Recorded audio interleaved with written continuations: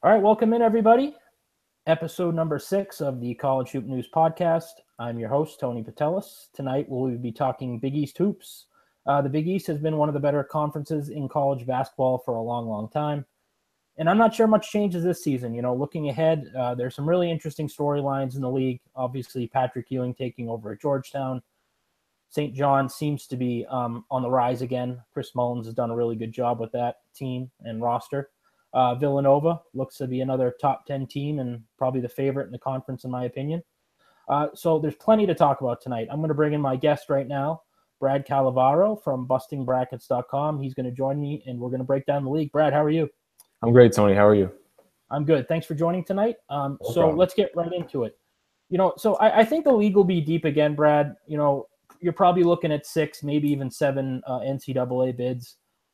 What's your thoughts on the league as a whole and maybe compared to last year? I think the league's going to be really good once again. I think you hit the nail on the head with 6 or 7. I think 6 is probably closer. I think 7, last year a lot of things broke right with the Trayvon Blewett and Edmund Sumner injury and the Mo Watson injury, where the middle teams like Marquette, Seton Hall, Providence were able to pick up some extra wins.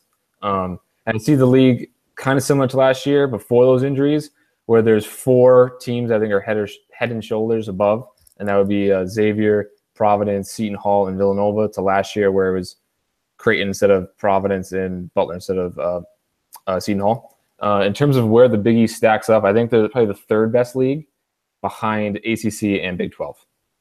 Yeah, that's a pretty good spot. I'd probably say they're 2nd or 3rd. I'd agree with you. All right, so let's get started. So tonight, as usual, as we do, we're going to do team-by-team breakdowns. And then at the end of the chat, we'll do some conference picks, player of the year, coach of the year, newcomer, and whatnot. So we're going to go in alphabetical order tonight. So obviously we're going to start with Butler. Butler is coming off a great year, 25 wins, Sweet 16 run. They do lose their coach, obviously, in Chris Holtmann, who's now at Ohio State. Really tough loss. I think Holtmann is absolutely one of the better young coaches in the game. So as we know, they hire LaVall Jordan. Butler likes to keep it in the family. They generally will hire within. So as we know, Jordan was a former player for them. So it wasn't too big of a surprise, in my opinion. He doesn't have a ton of head coaching experience, so it's kind of an unknown, but he does know the program well. So, right off the bat, Andrew Kravitz, obviously, to me, is the major factor this year. He's gone, and not just production-wise, as we talked about before. He's a 4-year guy or leader, such a big part of what they do. So I'm interested to see who takes on that leadership role. Obviously Tyler Lewis and Keith and Savage, 2 other veterans, are gone as well. What's your overall thoughts on Butler this year, Brad? So I think that Butler lost a lot more talent than people are giving, or people are recognizing. You mentioned earlier Andrew Kravitz. He was so important. He played so many minutes throughout his 4-year career, and as a power forward, averaged 3 assists a game. Having that kind of impact on the facilitating and distribution of the team is it's just so important. And they don't really have another player on their roster who can take over that role. It looks like Sean McDermott is the guy who's going to step in the front court, or move Keelan Martin to the 4, slide McDermott to the 3. And, he was out of the rotation toward the end of last year. So they need him. And then Paul Jorgensen, who will be Keith and Savage's replacement in the starting lineup. He's a point guard from George Washington. It looks like those are the guys that are going to need to step up next to the known factors of Kamar Baldwin, Tyler Wideman, and Martin. Now let's talk about Baldwin real quick, Brad. How much of a boost do you think he takes this? How much does his production rise? Because he seems to me like one of the big sophomore breakout candidates in college basketball. Exactly. I think he's probably the most underrated player in the conference, especially if he can transition to point guard full time. Then Butler, they have this excellent defender who can also score, as we saw last year. And if he can play point guard, that's such an asset for them. I think he could probably get up to the 14 point per game range. I think he was around 10 last year. And then Martin, I think, could actually get close to 20 points a game, because they're the main offensive threats for this Butler team. Absolutely. But who's that third option? Who's that third option? That's what we don't know. Do you agree with that? That's the question. It looks like, how much stock you want to put into exhibitions and overseas trips, but it looks like Sean McDermott's going to be that guy. He's a 6'6" shooter. And then you have Wideman, who's more of a solid, he's going to put up his 7 and 5 and play some good defense on the interior. Now, getting back to Baldwin real quick, do you think he's comfortable in the point guard role, or do you think he's more of an off guard in your opinion? I think he's more of an off guard from what we saw last year. But it seems like the Butler staff feels like he can play point guard. Now, we don't know if that is just the normal preseason talk where everyone's in the best shape of their life, et cetera.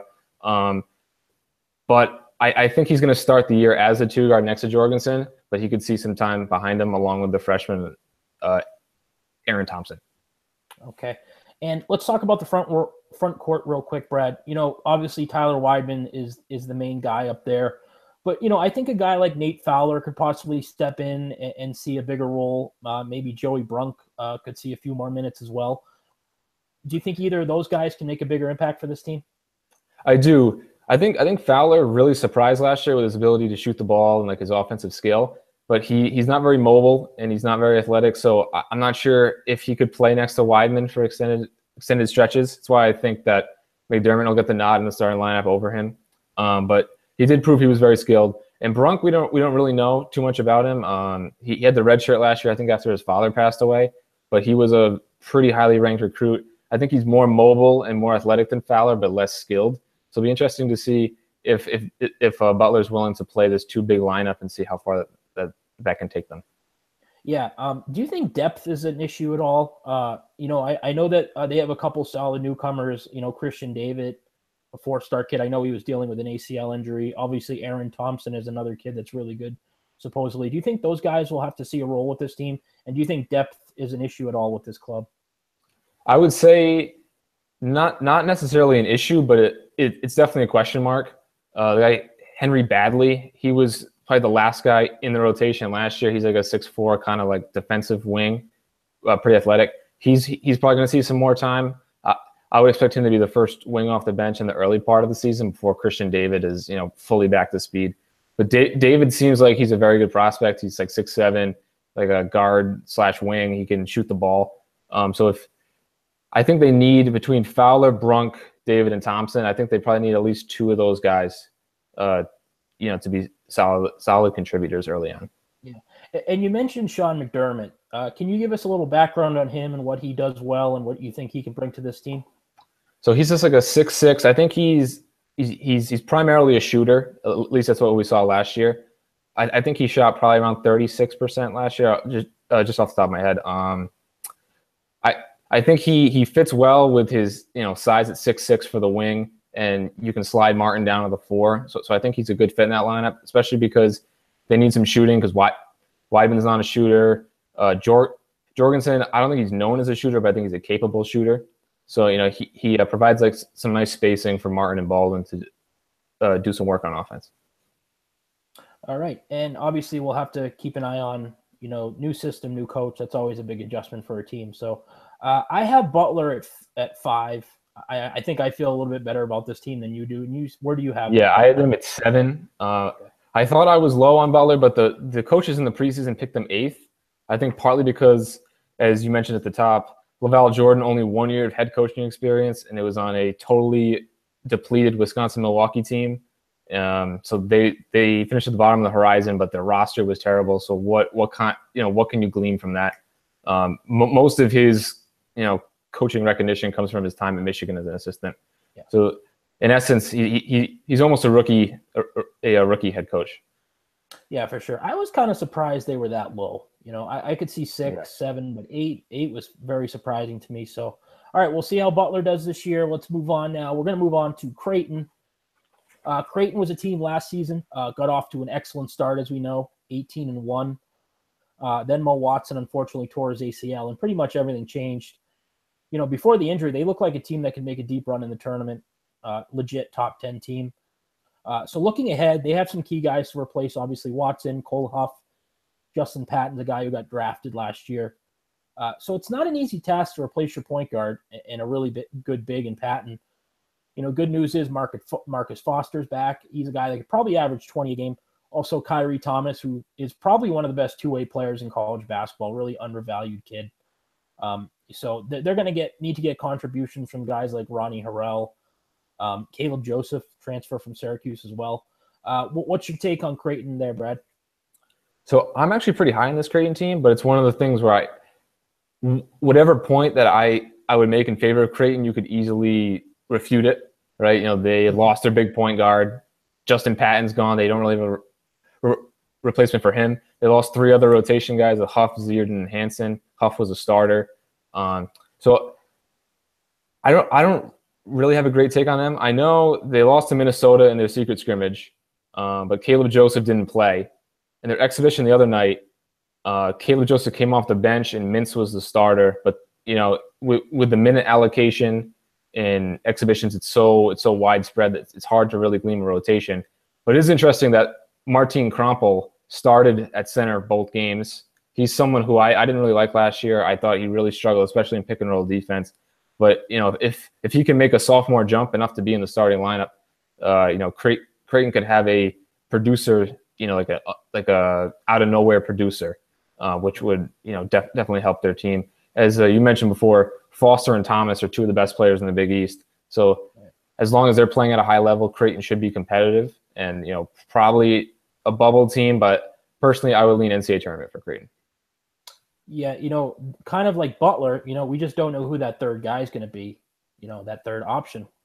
So that's concerning. And obviously, they were a completely different team without Mo Watson last year. So I'm interested in point guard play and who can step up and fill that role. Also, the front court, do they have enough up there? Toby Hegner's a guy. Obviously, Manny Suarez is a Fordham transfer who's coming in. Who do you think maybe takes on that role up front for this team?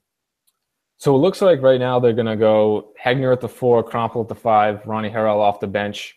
I think Suarez played the least, and then the freshman from Australia, Jacob Epperson, I think played less than Krompel, more than Suarez. But personally, what I would do is I would move Hegner to the 5, Harrell at the 4, play super small, and try to pull opposing bigs away from the basket as Hegner's a stretch forward. He can really shoot it. You would get killed on the boards. But I think that they're going to struggle inside anyway, playing Hegner and Krompel. So at least you have that offensive advantage. But it looks like they're going more traditional. Yeah. Well, it would definitely help out this club too if Ronnie Harrell can make an impact, because he was a former top 100 guy that really just hasn't panned out yet. So I'm interested to see him in a bigger role, because he just hasn't had that that type of role yet. So that would definitely be an advantage for Creighton if he could step up and play well. Mo Watson, again, it comes down to that for me is point guard play. Can they initiate offense? They're a really good offensive team, great 3-point shooting team, really efficient. So I guess front court question mark and point guard play for me is the question. Where do you have Creighton in the rankings? I have Creighton 5th. I think it's also worth mentioning Mitch Ballack and Tyshawn Alexander, 2 of their top 100 freshmen that they added. They're both wings, so they're kind of stuck behind Thomas and Foster. But I think in an effort to get them on the court, Creighton may either use Marcus Foster at the point guard for stretches or go super small with essentially Thomas at the power forward, even though he's just a guard. Right. Just to get Ballack shooting and Alexander's combo guard skills into the lineup. For sure. Yeah, I have Creighton at 7, and pretty much that's where I think I've seen them in most standings is between that 5 and 7 spot. So I'd probably put them right outside the NCAA tournament right now if I, was predicting. But we'll see. Marcus Foster and Kyrie Thomas are really, really good, so they can carry this team possibly for long periods of time. All right, so let's move on. DePaul is up next. Obviously, we know coming off another, underwhelming year, only winning 9 games total, 2 in conference. And we know, the offseason started off well. They get a commitment from 4-star Tiger Campbell, but he decommits and changes his mind pretty quickly. It's just a program that can't catch a break, But looking at this year's group, outside of Eli and Kane, Shadarius McCallum, I do like Marin Marchik, the Northern Illinois transfer. Just kind of thin, I'm kind of interested, obviously, in Austin Grandstaff. He's a 6'4" guard transfer from Oklahoma. Also heard a lot of good things about Max Struss, the D2 transfer, and Justin Roberts, 4-star point guard. Do you see this group improving at all, or do you see another struggling year from DePaul? Unfortunately, I see another struggling year. You just have to feel bad for them because I think process-wise, they're doing everything right. Like they went out and they hired the coach of La Lumiere to try to create that pipeline. They're taking some risks on some high upside transfers with Max Struss, as you said, from Division II, and Grandstaff, who's a former top 50 kid, and they got Justin Roberts, who's a solid recruit, and they almost had Brian Bowen. They almost had Tiger Campbell. So it's tough because they're doing everything they're supposed to, but it's just not enough to compete with the top 8 in the Big East. I do think that they will be better than Georgetown, so I think that they'll make a small step forward. I could see them winning 4 or 5 games in the conference, but their ceiling is pretty low. Yeah, absolutely. They just don't do anything well. I mean, if you look at their numbers, they struggle in all facets of the game. Do you think Dave Leto is the answer, though? Do you think he's going to be a guy that's going to be around this program for a long time? I think that they have to keep him for at least a couple more years because, you hire him for this rebuild. If you only give him 3 years, then who else is going to want to take this job? They say, oh, they didn't even give him, the full opportunity. They won't give me the full opportunity. And what is he doing that you can really criticize except for, get better players and win more? Like the process is there. I do think that Eli Kane is one of the best players in the Big East. He's a not necessarily a point forward, but he's a wing with some point guard skills. And I think it would actually be pretty cool for them to use him as a full-time point guard. He's not a natural point guard, but he has some passing abilities, and they actually have pretty good wing depth with Grandstaff and Struss and the kid Brandon Cyrus who started last year. So that could be an effort to get some length and athleticism on the court. Right. Grandstaff's an interesting kid. As you said, former top 50. But, we talked about it before. He's been at 3 different schools. That always is a little bit sketchy to me. So we'll see if he finally can get on the court and actually play some college basketball. They're in a great recruiting area. They have a new arena, so maybe that'll help. Just anything will help this program, if they can boost something. So I just think it's going to be another rough year. They're probably in that 9 and 10 spot, as you probably agree. Yeah, definitely. Okay. All right. So DePaul's going to be in that cellar again, most likely, unfortunately. But hopefully they can fix things and get back towards at least the middle of the pack in the next few years. So the other team that's most likely going to be at the bottom this year is Georgetown. We're going to talk about them next. They finally get rid of JT3. I think it was long overdue. It just wasn't working out the last few years. But, with the presence of his dad around the program, I think that's why they waited so long. I thought he should have been gone a year, maybe even 2, in the past. So they bring in Patrick Ewing, another guy with 0 head coaching experience. So it's really a question mark on how he handles things. So far, I think he's done a good job recruiting. He snagged a few transfers as well. So, I'm hoping it works out. College basketball, as we know, it's just better when Georgetown is relevant. I don't think they're very confident with this year's team. As we see with their non-conference schedule, it's pretty much abysmal. So it looks like this year's team, is just probably going to struggle. It's going to be a transition year. What's your thoughts on the Hoyas, Brad? So I totally agree. Probably last place, maybe 9th place for the Hoyas. They have a lot of solid role players, a lot of solid 6th or 7th men. And they have 2 really good front court players with Jesse Govan and Marcus Derrickson. But even both of them, they're kind of enigmatic. They're kind of inconsistent with their play. My main question, though, is more of teams that play these super soft non-conference schedules. Does this actually help? Does it actually gain confidence? I would doubt it. But it's a strategy that a lot of rebuilding teams do. It just seems very transparent to me. Yeah, the players aren't naive. They know what's going on. They probably look at the schedule and say, why are we playing Alabama A&M? Why are we playing whoever, Kennesaw State or whoever you want to call it? Yeah, I think there's some promising guys on the roster. As you mentioned, Jesse Govan. He was pretty productive last year. He only averaged 20 minutes a game. He averaged 10 and 5, so that's promising. I really like Marcus Derrickson. I'm hoping this year he can kind of, turn the corner. He's been kind of inconsistent during his first few years with the team. And then you guys, Jagan Mosley, John Mulmore, Trey Campbell. These are all just kind of low-level role players. They're going to have to step up their game. But, Trey Dickerson's a solid transfer from South Dakota. Malinowski, the kid from William & Mary, will probably see a pretty sizable role with this team. I like Jamarco Pickett. He's a 4-star recruit. So they have some promising pieces on this roster, but I just don't think they're ready to compete even near the middle of the pack this year. No, I don't think so either. And especially, I think Malinowski, I think he's actually sitting this year and going to play next year. I'm pretty sure I read that. Okay. I know that Trey Campbell was supposed to be a senior point guard on this team. Yeah, I think he ended his career after a car accident. I haven't So players are dropping like flies, and even last year, this Georgetown team was 8th or 9th, and they had 2 really good players, LJ Peak and Rodney Pryor. Right. I know Rodney Pryor really went under the radar with what an amazing season he had.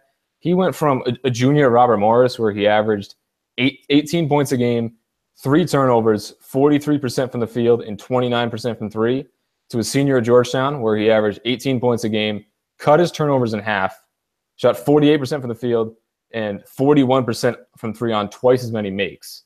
Right. So, I mean, he didn't suffer any effects from moving to a tougher conference. That definitely went overlooked. And they don't have anyone that's anywhere close to as good as Peak or Pryor on the perimeter. And I like Jagan Mosley. He's a guy that they used at point guard last year. I think he's more of like a Jabril Trawick type, like a physical off guard. So I think he has a solid future, and it'll probably be their starting 2 guard. But there's really not a ton here in terms of scoring talent. Yeah, and Patrick Ewing, again, though, he's done a pretty good job recruiting with this class and even next year's class. I think he's got a few guys coming in next year as well. So hopefully he can turn the tide for them. JT3 had talent the last few years at that, on the roster, and it just didn't pan out. They were an underachieving team in the last couple of years. So they're probably going to finish in that 9 or 10 spot, unfortunately. So, all right. So next up, we're going to talk about Marquette. Really exciting team to watch. They put up a lot of points, deadly from long range. If you have that type of shooting, you can really beat anyone on any given night. So to me, they got to get some contributions in the front court. I really like, their top 3 guys, Marcus Howard, Sam Hauser, Andrew Rousey. Maybe Hanif Cheatham can turn his sophomore slump, around. As you mentioned, we talked about a little bit last time, Caton Reinhardt's gone, Jawan Johnson's gone, so maybe that's why his production went down. But, what do you think about this Marquette team? So Marquette's a team, the more that I looked into them, the less I like them. But I guess yesterday they beat Northwestern in a secret scrimmage, I was told. So I had Northwestern really high, and I had Marquette, at 8th in the Big East. So maybe I should be rethinking this prediction, but I'll stick with 8th for now. They're Marcus Howard, Andrew Rousey, both amazing shooters, but they're both sub 6 foot, and they play together in the backcourt. Big defensive liability. Cheatham, as you had mentioned earlier, big sophomore slump last year, but I think part of it could have been all the competition.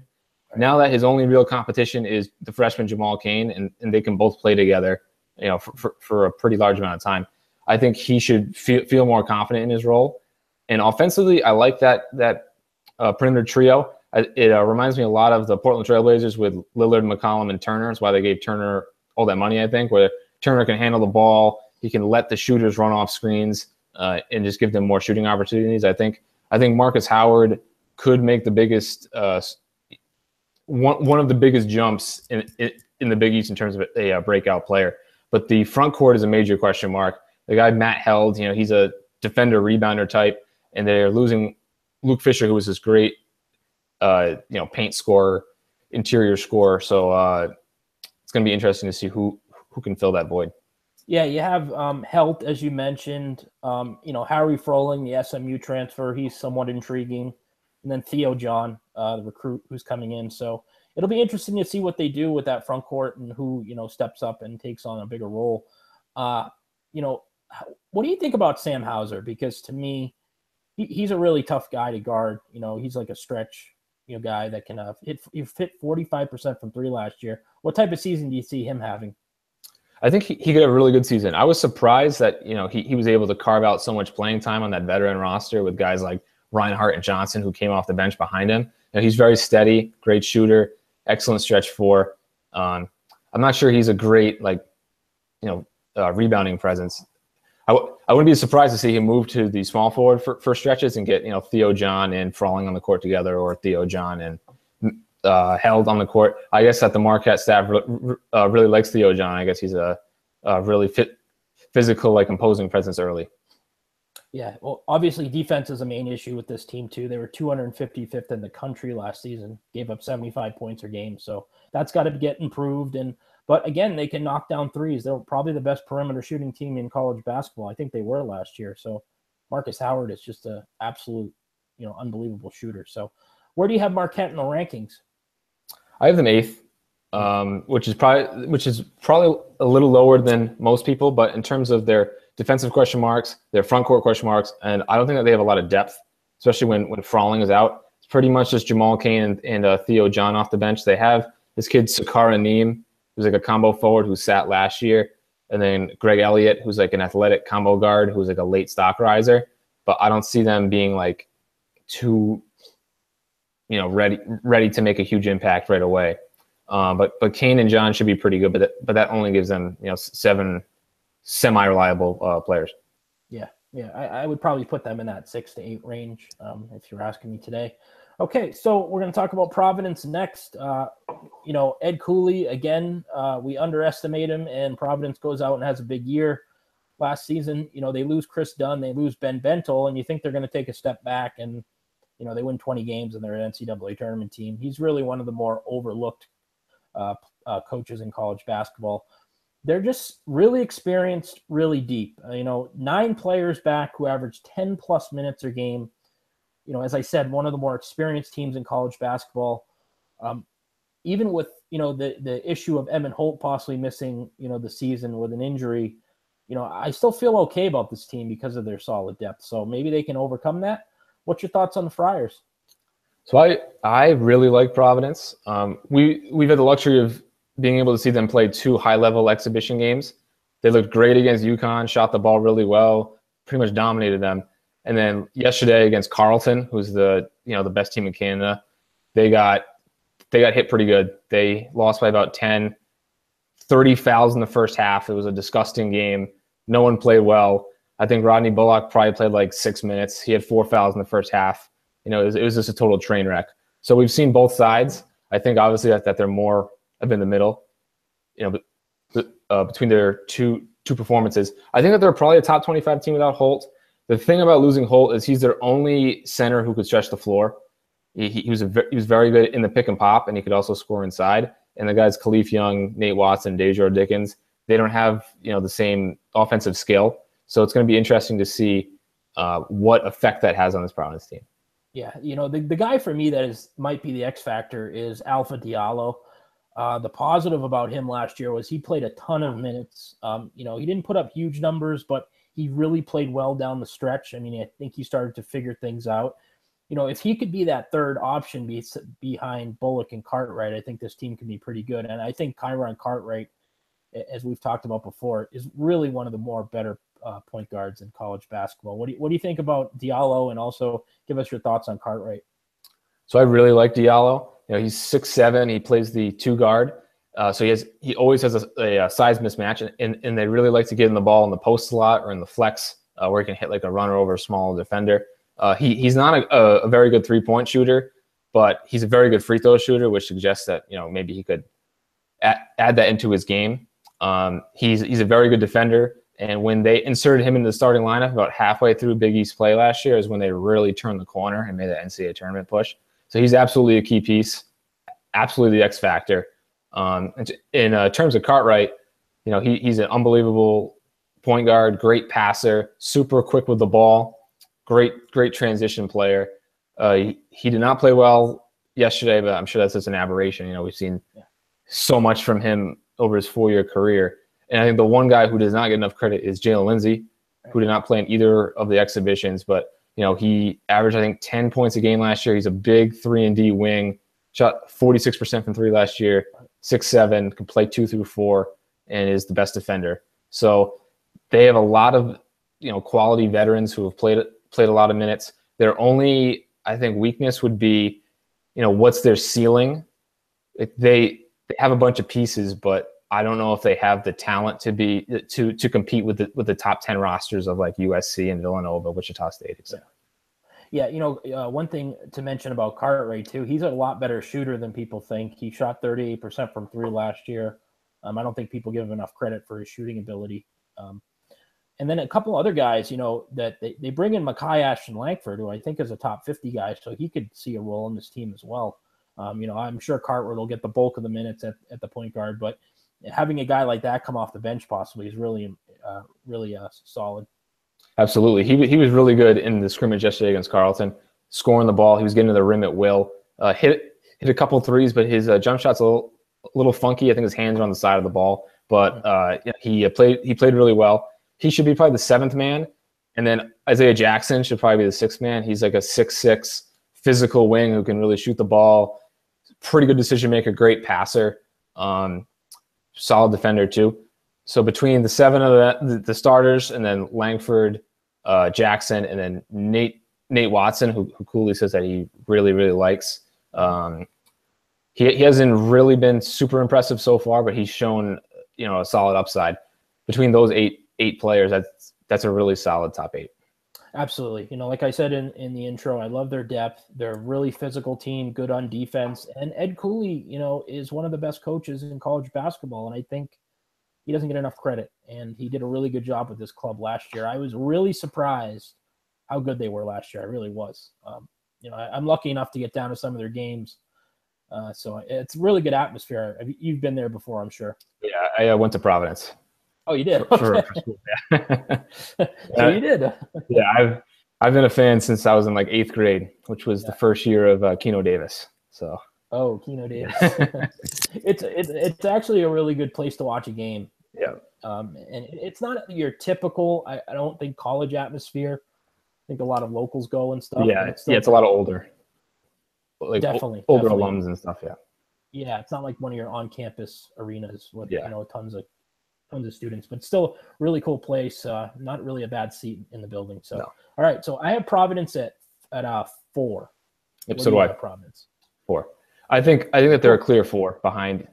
I think that they're a lot better than Creighton or Butler, whoever you would have at 5, and I think they're significant, at least a tier worse than like Xavier, Seton Hall, or whoever you would have at 3. You made a really good point. As much as I like this team, what's their ceiling? Because, they just don't have the talent that some of these other top teams have. So I think that was a really good point by you. All right. So up next, we're going to talk about Seton Hall. We have a little different opinion on them. I'm just not there yet with saying this team is a top 15 team like some. I think they're a good team. Don't get me wrong. But, I don't see this group all of a sudden turning into like a second weekend deep NCAA tournament team. It's possible. Absolutely. But I would kind of temper expectations. The last 2 years, they're pretty much a bubble team. I know they won the BigEast tournament 2 years ago, but they're kind of like that, 8, 9, 10 seed in the NCAA tournament level team.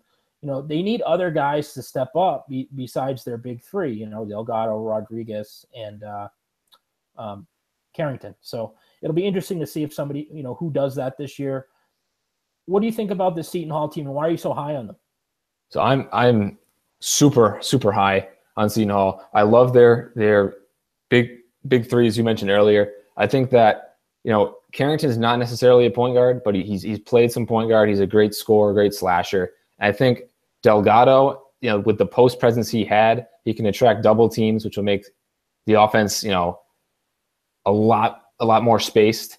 I think he can get great looks on the perimeter for Desi Rodriguez, Carrington, and then Miles Powell, who's his sharpshooter. I mean, he didn't shoot the ball great last year, but that's his most freshmen struggle to shoot the ball. And then Ishmael Sanogo, who is a glue guy. He's an excellent defender, great with racking up the deflections. He was banged up last year with his shoulder. If he's fully healthy, he gives them this impact defender.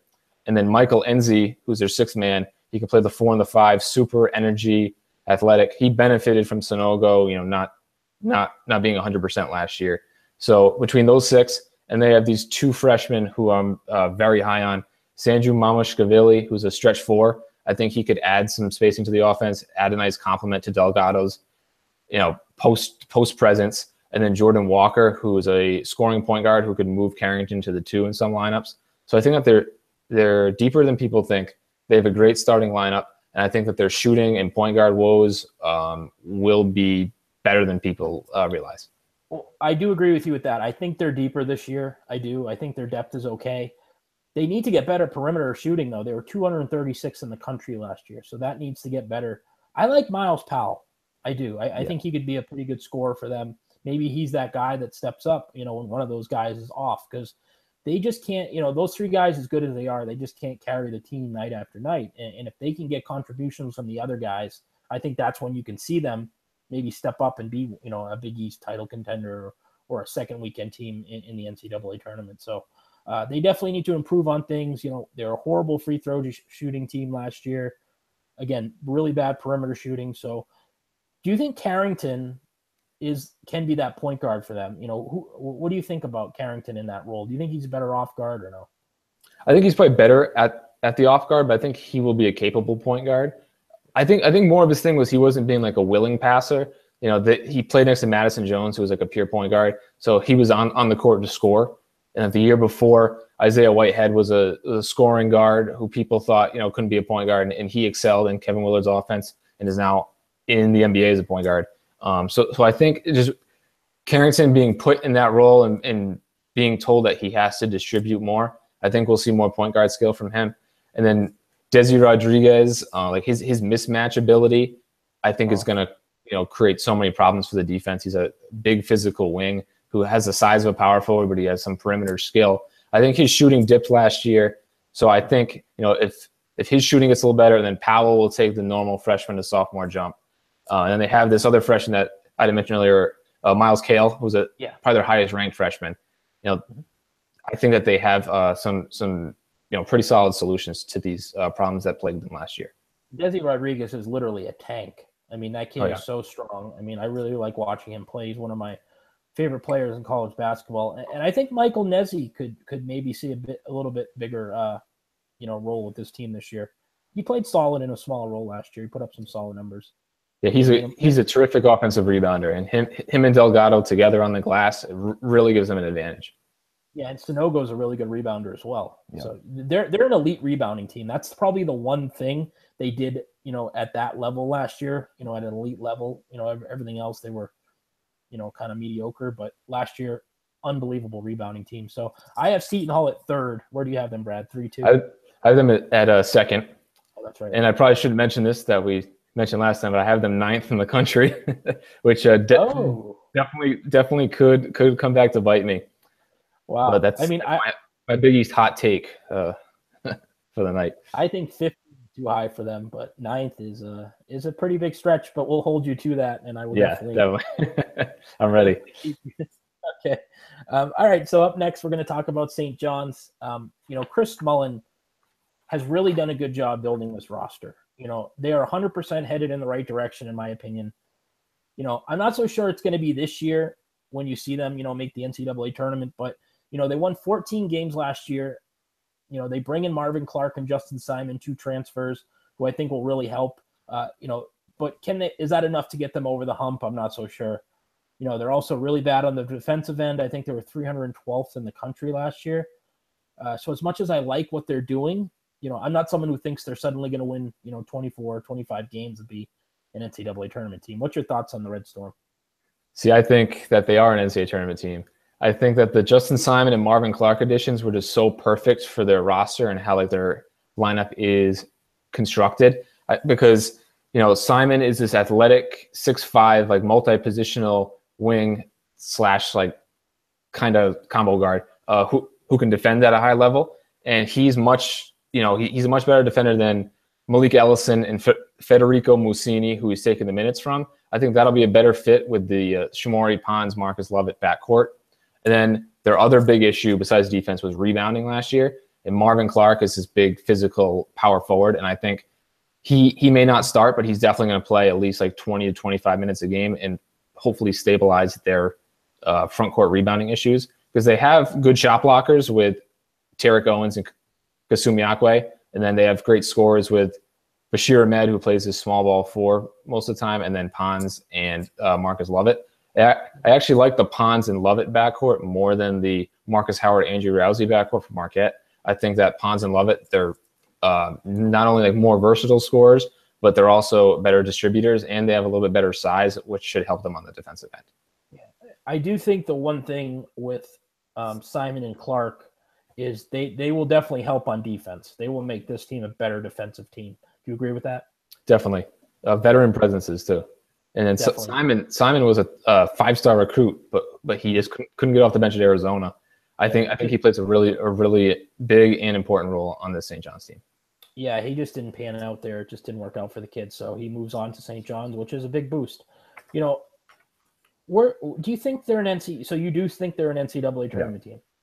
Okay, I do. I think that their backcourt is very young, but they played a lot of minutes and they definitely produced last year. Yeah. I think people forget that they were 7-11 in the Big East last year. Yeah. Most of their bad season-ending losses happened at the early portion of the season. They lost, I think, Delaware State and Long Island, Brooklyn, but they were playing some pretty solid ball toward the end of the year. They knocked off Butler, they knocked off Providence, among other teams, to get their 7 wins, and I think that they could ride that momentum. Defense is definitely an issue, but I think that the Clark and Simon, with especially Clark as a physical rebounder, will help Tarek Owens in his shot blocking. It'll create like a more cohesive front court. Yeah. No, hey, would it shock me if they were an NCAA tournament team? No. I just don't know if they're there yet. I got to see an improvement on defense. But, Lovett and Pons are that good, where they can win you a couple extra games, by just going off, on offense. And they're so productive. They both are solid rebounders for guards. They shoot the ball well. So those guys are really exciting too. The guy I really like and I think could be the breakout guy for them this year is Tariq Owens. What do you think about Owens? I was really impressed with Owens whenever I watched him. Coming into last year, I didn't think he was going to play much. I was big on Yankuba Sima, and then Kasumi Akwe had a really great freshman year. He took a major step back as a sophomore. But Owens, I thought he brought energy. I thought he brought athleticism, and he was a very good shot blocker. I think he averaged maybe like 5 or 6 points a game too. So if he can win a full-time center job and play the 25 to 28 minutes a game, I think he could be pretty productive. Okay. I have them at 8, but I think they could creep up to the 6th spot. Where do you have St. John's in the rankings? I have them at 6th. And when I think that they will be an NCAA tournament team, but I have them as a bubble team right now. So it definitely wouldn't surprise me if they, fell off in the NIT. Yeah, I think a good goal for them would be 20 wins, and I think, at least being in the discussion for the tournament, that would be a definite positive, even if they don't make it. So, all right. So next up, we're going to talk about Villanova. Wildcats won 32 games last year. Unfortunate early exit in the tournament. They lost to Wisconsin in the second round. I really, really like this roster. I think they're a legit top 5 team. I really do. I think they're the favorite in the conference. I think, they're kind of on a level by themselves, above everybody else. Losing Josh Hart, obviously a tough blow. But they have a breakout guy in Dante DiVincenzo. Jalen Brunson's one of the best point guards in the country. Michael Bridges is a really good two-way guy for them. He's a better offensive player than I think people give him credit for. And, bringing in Omari Spellman, who is probably the best offensive big that Jay Wright has had at Villanova. I mean, that's just such a good mix right there. Then you bring back Phil Booth as well, who missed last year with an injury. How good do you think this Villanova team is, Brad? I think Nova is the best team in the Big East by a pretty solid margin. I think they're in a tier themselves. I also have them top 5 nationally. I think nationally is really like a top 7 or top 8, and then there's a big drop from everybody else. So it really speaks that they're on another tier. I think Jalen Brunson is probably, I wouldn't say a favorite for Big East Player of the Year, but he definitely will be one of the main players in the mix. He's been appearing on like national preseason All-American lists. He's just a great steady point guard. Scored I think 14 points a game, 4 assists per game. I would expect those numbers to get closer to like 17 and 18 points and like 6-ish assists. So he's a big time point guard. Now, the guy I wanted to ask you about is Dante DiVincenzo. He's on a lot of breakout lists. I've seen people saying he's going to average up to 16, 17 points a game. I don't see that. I think he could get up to maybe 12 or 13. What do you think his ceiling is this year? I think you hit the nail on the head. I think the people that are saying 16 or 17 points, they haven't projected the whole roster. Right. If they haven't done, all right, Brunson's going to get 16, Bridges will get 12. I think if you have DiVincenzo scoring 17, like where are those 4 or 5 extra points going to come from? I think he's more of a 12 to 13 point per game guy. And then as you had mentioned before, Mikal Bridges is a essential piece with his length and versatility, and he's a better scorer, as you said earlier, than people give him credit for. Bridges is really efficient too. He can stretch out, he can hit the 3. He averaged 10 points a game last year, and I think people kind of just look at him as this long defender, but he's better on the offensive end than people think. Talking about the front court real quick, Spellman, I think, is going to make a huge impact. But, they might be a little thin up front. Who do you think could maybe fill a role up there with him? So I see a lot of people having Booth in the starting lineup and essentially moving Bridges to the 4. But I think Bridges is at his best, using his length, chasing wings on the perimeter and being very disruptive. So I think Eric Paschall is probably going to be their starting power forward. He's a guy that was super important to their team last year because he could play the 5 and you slide Josh Hart to the 4. And, it's created this versatile, the version of the Warriors death lineup with Draymond at the 5. So I think he actually plays more of his natural position, the 4 this year. I think him and Spellman will make a great tandem. And then behind him, I guess it's Dylan Painter is a guy. He barely played last season as a freshman, but he was a top 150 player. So I think he could see a small uptick in minutes. Villanova doesn't really have the Josh Hart 4 who can a big strong wing who can slide to the 4. I think Jermaine Samuels could be that guy in time, but I think Samuels is more of a 7th man right now. He's a top 50 player. I think he's a lefty kind of power wing. Yep. Yeah, he's from this area. Yep. He went to, I think, Rivers, which is down the street from where I am from. Do you think depth will be an issue for this team? I mean, they generally don't have a ton of depth, Villanova, but they seem to always get around it.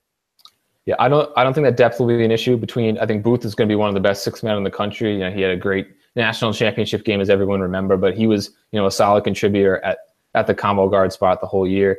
And then you have Painter, you have Samuels, and then you have this kid Colin Gillespie, who was a late stock riser, snuck into the Rivals top 150.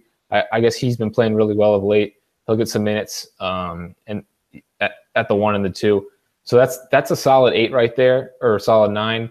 I think that the top 7, the starters plus Samuels and Booth get the most time, but I don't think that depth will be a concern. Yeah, me neither. I think it was in years past for them, but they always seem to figure things out. They never beat themselves. They're just efficient in everything they do. So Jay Wright, obviously a top 10 coach in college basketball. So I have them winning the conference. I'm sure you do as well. Yeah, we talked about. Yeah, certainly. All right, so let's move on. Final team we're going to talk about tonight is Xavier. So definitely kind of an up and down season for the Musketeers last year. It obviously ended well. They made a trip to the Elite 8. Chris Mack has done such a good job in the postseason since he's been there. They had an unfortunate blow, obviously, when Edmund Sumner went down, and that kind of changed the team, and they, went on a losing streak. Didn't play well down the stretch. They definitely, they snuck into the NCAA tournament. But I think a positive in all that was Quentin Gooden, who's going to be their point guard this year. He got to play a ton of minutes, a ton of big minutes. So I definitely think that's a positive. I've seen a lot of differing opinions on Xavier. I've seen them, as the clear-cut number 2, where I have them behind Villanova. I've seen them down 4 or 5. What's your thought on this team? Do you think they're the second best team in conference? I think that they're the 3rd behind Nova and Seton Hall, but they're not far behind Seton Hall. They have a ton of talent, ton of veterans, and I think a lot of people didn't realize that when Xavier was limping to the finish line last year, that not only Sumner but also Trayvon Blewett missed 4 or 5 games that the Musketeers lost, and that's why they were pushed down to the 11 seed. But they have 2 excellent high level all Big East caliber guys with JP Makura, who's a lot better than most people realize, and Blewett. Blewett's 18-6 kind of combo forward, and Makura, he's so tough at the top of their zone defensively, but he also has some passing ability. He has some creation skills. He's a good shooter. And then as you'd point out earlier, Quentin Gooden should be able to bring more stability to the point guard role. He played very well in the NCAA tournament, struggled during the regular season, so hopefully he can bring that strong tournament performance over to this year. When we spoke last week, speaking of Mikura, I said, I think a lot of people think he's just some pesky glue guy. He's one of the best players in the Big East. Yeah, 15 points a game. I know, and you just think he's he's just a pesky defender and whatnot. But no, this kid's really skilled, really talented, one of the better players in the conference. So, looking at the front court, I think Sean Amaro is a guy who's going to have to play a bigger role, and there's going to be a lot of pressure on him to do that. Who else up front do you think could step up for this team? I know Kaiser Gates is a guy I like, and I think we'll see, more minutes this year. Yeah, so I think Gates and O'Mara are the starting 4 and 5. Gates is a stretch 4. O'Mara is kind of like a burly, like low post guy who played really well in the tournament last year. And besides them, you have the grad transfer Kareem Cantor from Wisconsin Green Bay, younger brother of Enes Cantor. Kareem averaged, I think, 11 and 6 last year. He'll get some minutes at center. And then Tyreek Jones, who was, he was the starter for part of last year, but only played like 10 minutes a game. He's like a 6'9", like rebounding type. So I think the 4 of them will play most of the minutes, and then Blewett can slide down to the 4 for stretches. They also have 2 very good freshmen with Paul Scruggs and Najee Marshall, but I think we'll round out their rotation too. Yeah, I think they have a great mix of veterans and newcomers, and especially if, guys like Scruggs and Marshall can contribute. I really like the depth of this team. I really do. I have them at number 2. I know you slightly like Seton Hall better. Where would you rank Xavier top 25 wise? I'm curious. I have them, I think, either 13 or 14. Okay. I think like Seton Hall, they're a very good team, but they just don't have the talent of the top 7 or 8. Like your Villanovas, USC, Michigan State, etc. I think that they have enough talent to play those teams tough, but I think just in terms of where I would rank them, it would be hard for me to rank, the Xaviers and the Seton Halls above those top 8. How shocked are you on that NCAA tournament run last year? So I had a terrible bracket, but I did have Xavier in the Sweet 16 because I just thought that Maryland was a little overrated, and then I thought people weren't realizing that Blewett missed all that time. But my bracket definitely was not one that I would like to share after the fact. Oh, trust me, I'm in the same boat, man. People think we know our stuff, so we should get our brackets right, but it's a total crapshoot. But yeah. All right, so that breaks up the team. That finishes our team by team breakdowns. We're gonna have some fun now. Just have some picks and finish up the podcast. So, who is your pick for Player of the Year, Brad? I have Jalen Brunson. Just I think as the best player on what should be the best team, and he plays point guard. I think that'll give him the edge over Blewett and Delgado, who I think are the other 2 candidates. Even though I think Delgado is probably going to be one of the leaders in rebounding in the country again, and Blewett could average around 20 points per game. I guess a couple of sleepers would be Marcus Foster, depending on how good that you think Creighton will be, or Marcus Howard, depending on how good you think Marquette will be. But yeah, I agree. I really agree with you. I was going to say Foster. I have Delgado winning the award. I think he's going to put up some just ridiculous numbers this year. And if Seton Hall meets expectations and can go on a deep run and challenge for the title, then I think he's going to win the award. But I think Marcus Foster, like you said, I think if he can put up 20-plus points a game and Creighton's an NCAA tournament team, I definitely think you'll see his name in the mix as well. Who's your coach of the year? I think if I'm going to have Seton Hall at 9, I think I have to go with Kevin Willard because, from him to go from total hot seat to then he signs this great 2014 recruiting class, and now it's going to be 3 straight NCAA tournaments probably, and totally save his career, totally change the direction of the Seton Hall program. I think that you would have to give it to Kevin Willard. Yeah, as we talked about last week, that Big East tournament pretty much saved his job. Yeah. I mean, because I don't think they were going to make the tournament. If I they were a 6 seed and they lost to Gonzaga in the first round, so they would probably without the Big East tournament run and beating Villanova at the end, they'd probably be like in the 8-9 game, you think, or maybe a 10 seed. All right, so I'm going to go with Jay Wright. I'm going to go vanilla. The guy's going to win another Big East championship, and I just think he's the best coach in conference. I think Chris Mullen could be in that mix as well if St. John's is an NCAA tournament team. So I would probably put his name in there as well. Who's your newcomer of the year? So if it were just freshmen, I think Omari Spellman, hands down. I think he's going to be the only freshman that starts opening day. He could put up like probably 10 and 6 for Villanova. But if we're going to include transfers, I think you need to consider Justin Simon, Marvin Clark, and Marin Macic from DePaul. And I would go with Simon. I just think his defense on what should be a much improved St. John's team, and he should score around 10 points a game. I think that'll be enough to get him the nod. Yeah, I agree. I'm going to go with Spellman as well. If you're looking for some other freshmen, though, obviously Paul Scruggs, Najee Marshall, those are some other guys that I think could play well for Xavier. So, and obviously our champion is Villanova. I think we both agree they're top. Where do you have them actually in your top 25, Brad? I have them at 5, I believe, behind I have them the at 4. foursome of Kansas, Michigan State, Arizona, and the other team I can't think of right now. Duke. Duke, yes. Thank you. Yep, I completely agree with you. So we both have Villanova winning. Should be another great season in the Big East. That's going to wrap up the podcast tonight. I will be back tomorrow with some really cool interviews. So I will post them tomorrow night. I have some coaches coming on and a lot of good stuff. We also will have a Mountain West preview that'll be posted tomorrow night as well. So thank you, Brad, for joining tonight. I really appreciate it. No problem. No problem. You can check Brad's stuff out on bustingbrackets.com. I'm Tony Patelis. I'm your host, College Hoop News Podcast, and we'll talk to you tomorrow. Thanks.